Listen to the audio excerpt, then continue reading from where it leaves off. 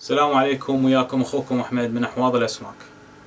اللي جاينا اول مره نرحب بكم ونقول لكم اهلا وسهلا، واللي جايين مره سابقه نرحب بعودتكم ونتشرف بكم ويانا اليوم نحكي عن موضوع فلترة احواض الاسماك واليتها، انواع الفلاتر المستخدمه وعوامل اللي ناخذها بنظر الاعتبار من نفكر بشراء فلتر للحوض مالتنا. فبالبداية راح نحكي عن شنو هي آلية الفلترة، شلون لازم نفهم فكرة الفلترة. اكو عندنا بناء على آلية العمل مال الفلاتر اكو عندنا 3 انواع لفلترة احواض الاسماك. النوع الاول يسمونه فلترة ميكانيكية، النوع الثاني اللي يسمونه فلترة كيميائية، والنوع الثالث اللي يسمونه الفلترة البيولوجية.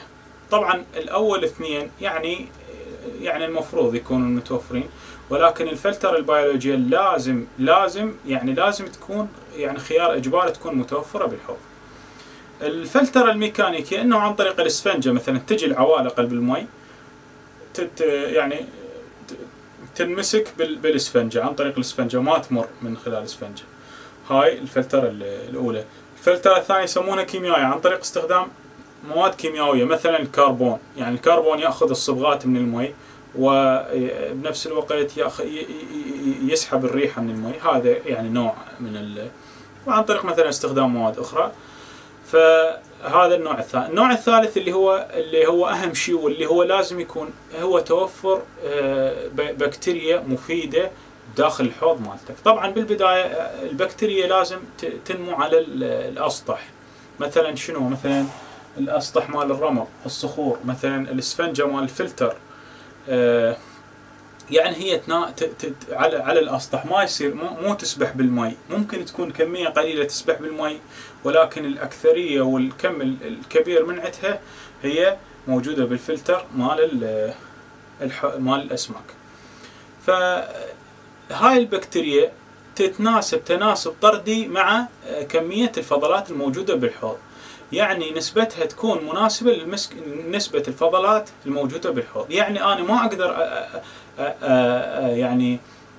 أصنع أو أساعد بنمو بكتيريا مفيدة أكثر من الفضلات الموجودة بالحوض. أنطيكم مثلا إذا تخلي لك 40 شخص وتنطيهم مثلا كل أسبوع مرة واحدة أكل لمدة 2 سنين، هل هذول راح يقاومون؟ لو سرعتهم جفاف ومجاعة وممكن يؤدي بهم إلى الهلاك.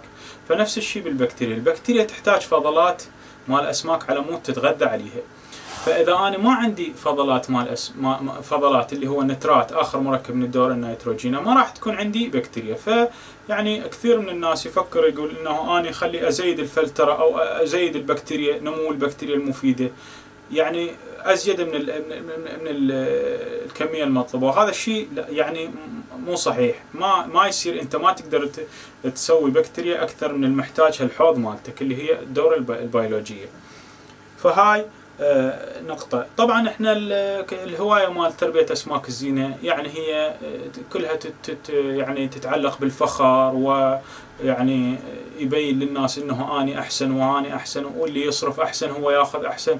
وانما هذا الشيء شائع بالهواية. بس احب اكد على الشيء العلمي اللي هو لازم نفتهمه، اللي هو الفلترة.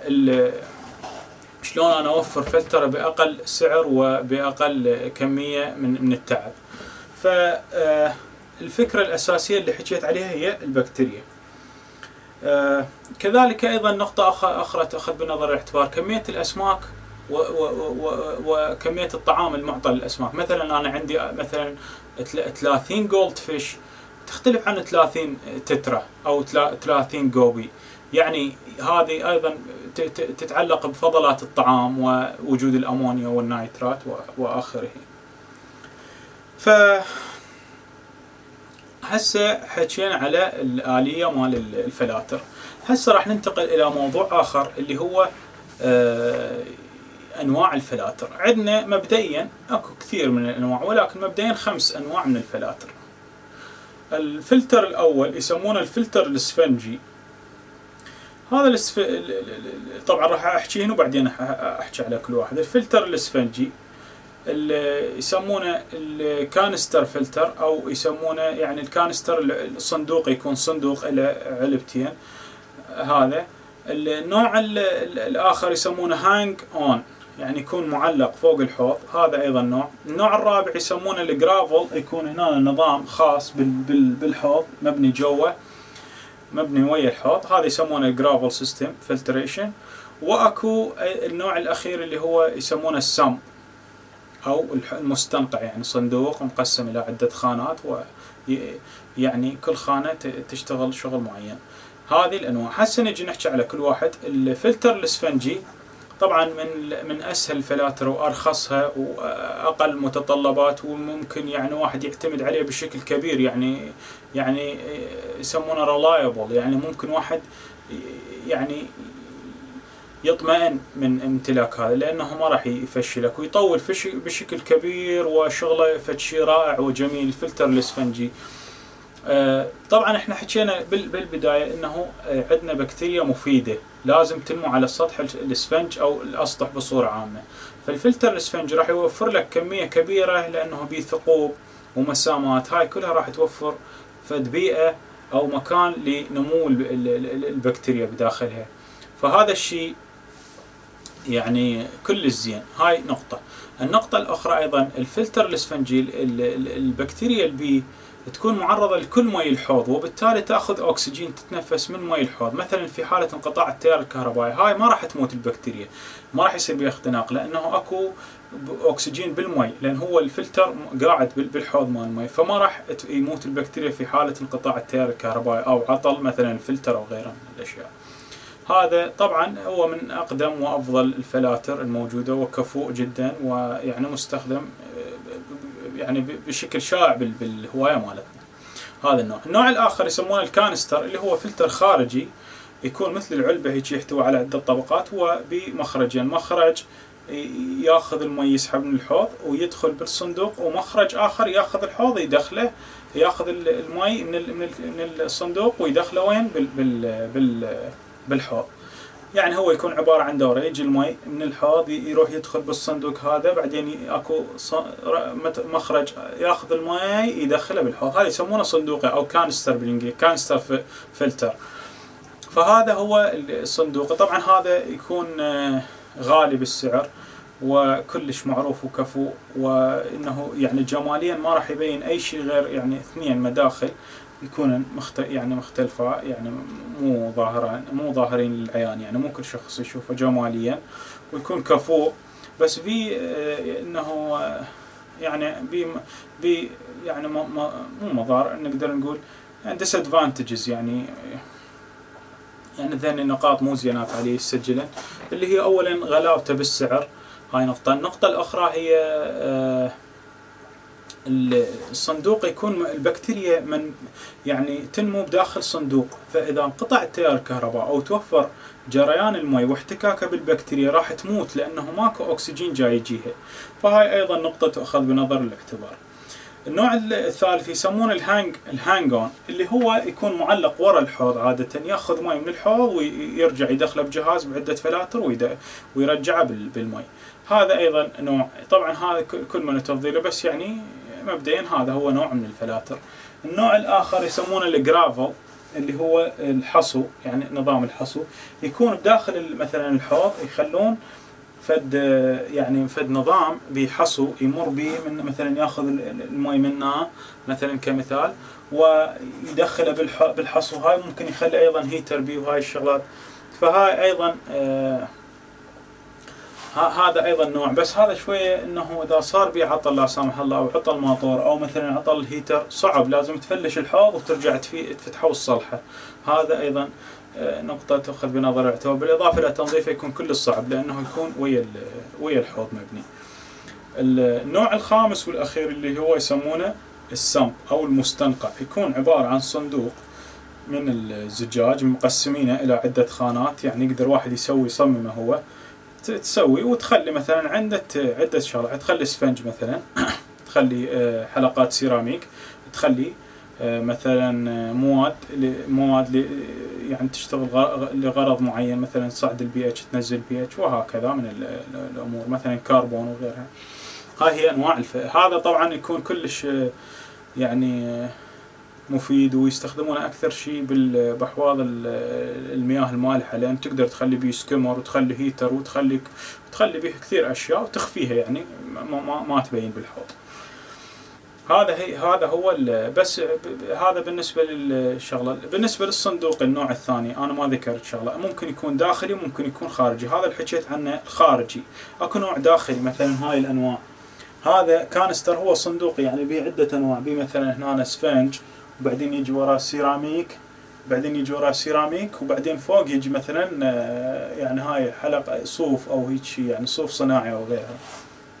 هاي هسه نحكي على انواع المواد اللي تستخدم بالفلاتر. يعني شنو انواع؟ مثلا اكو ناس سمعانين يقول لك حلقات سيراميك. شنو حلقات سيراميك؟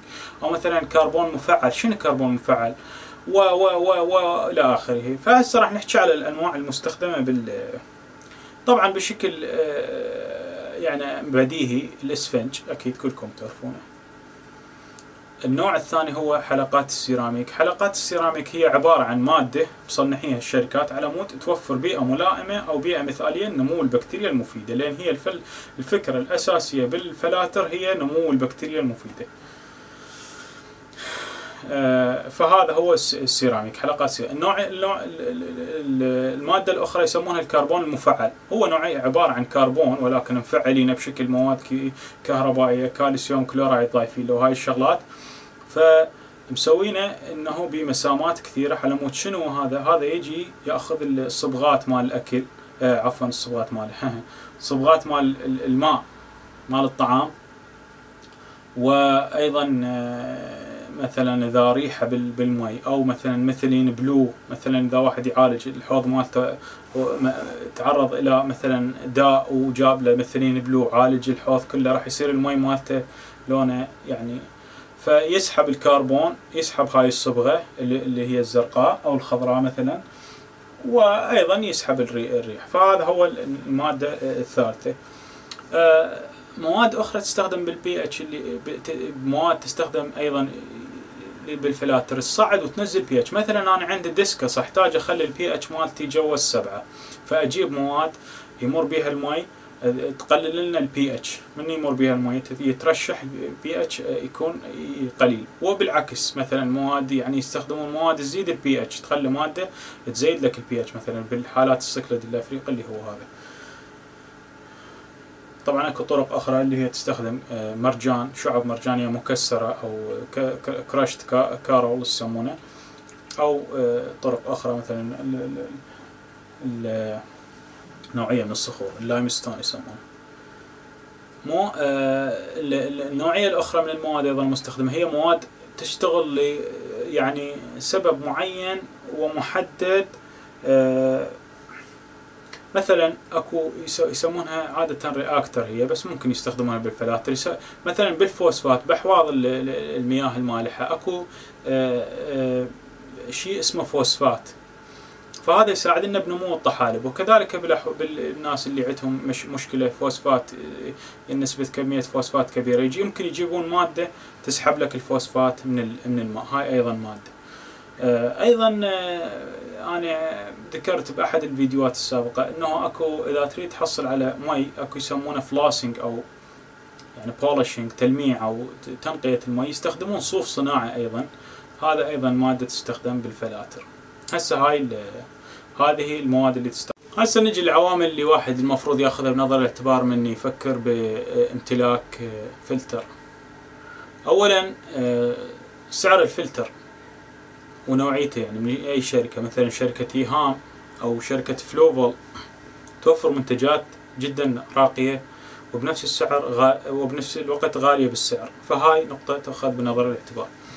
كذلك سرعه مرور الماء بالفلتر. مثلا فلتر ابو 200 لتر بالساعه يختلف عن الفلتر ابو 1000 لتر بالساعه او 400 لتر بالساعه. هذا نقطة، لأنه راح يوفر لك تيار اللي هو زين للأسماك، يعني تيار دفع بالماء. هاي وحدة. والنقطة الأخرى مثلا مثلا مرور الماء بالفلتر كميته راح يسبب لك تبادل أو احتكاك بالبكتيريا، وبالتالي للفائدة انه تفلترت الماء، تاخذ الفضلات تطرح لك الماء. هاي نقطة.